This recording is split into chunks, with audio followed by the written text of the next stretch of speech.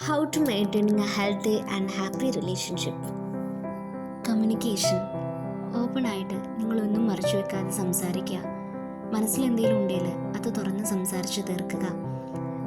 എന്തെങ്കിലും നിങ്ങൾ തമ്മിൽ അങ്ങോട്ടും ഇങ്ങോട്ടും ഒരു പ്രശ്നം ഉണ്ടെങ്കിൽ തന്നെ സംസാരിച്ച് അപ്പം തന്നെ സോൾവ് ആക്കുക. സംസാരിക്കാതെ ഒരു കമ്മ്യൂണിക്കേഷൻ ഗ്യാപ്പ് നിങ്ങളുടെ റിലേഷൻ്റെ ഇടയിൽ വരുത്തരുത്. ട്രസ്റ്റ്. എപ്പോഴും ട്രസ്റ്റ് മെയിൻറ്റെയിൻ ചെയ്യുക. പരസ്പരം വിശ്വാസം ഇല്ലെങ്കിൽ നിങ്ങളുടെ റിലേഷൻ അധികകാലം മുന്നോട്ട് പോകില്ല. റെസ്പെക്റ്റ്. മൻ ഓർ വുമൺ അങ്ങനെയൊന്നുമില്ലാതെ പരസ്പരം റെസ്പെക്റ്റ് ചെയ്യുക.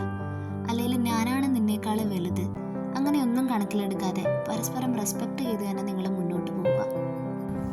Quality time. എത്ര തിരക്കിലാണ് നിങ്ങളെങ്കിലും ഒരു സമയം പരസ്പരം ചെലവഴിക്കാനും സംസാരിക്കാനും രണ്ടുപേർക്കും ഹാപ്പിനെസ് തരുന്ന കാര്യങ്ങൾ ചെയ്യാനും നിങ്ങൾ സമയം നീക്കിവെക്കുക. Emotional support. നിങ്ങളുടെ പാർട്ട്ണർ മെൻ്റലി ഡൗൺ ആയിരിക്കുന്ന സമയം ഇമോഷണലി സപ്പോർട്ട് ചെയ്യുക. കാരണം ആ സമയം അവർ ഏറ്റവും കൂടുതൽ ആഗ്രഹിക്കുന്നത് നിങ്ങളുടെ പ്രസൻസും സപ്പോർട്ടും തന്നെയായിരിക്കും. ഇൻഡിപെൻഡൻസ്. പേഴ്സണലി അവർക്ക് താല്പര്യമുള്ളതും സന്തോഷം തരുന്ന കാര്യങ്ങൾ ചെയ്യാനും അനുവദിക്കുക. Restrictions and boundaries വയ്ക്കാതിരിക്കുക.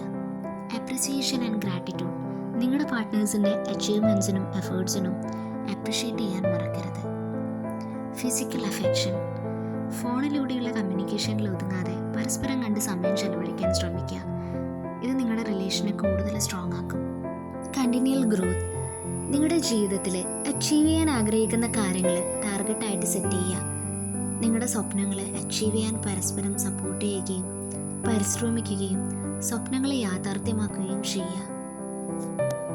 If you like the video, please subscribe my channel for more videos like this. Thank you.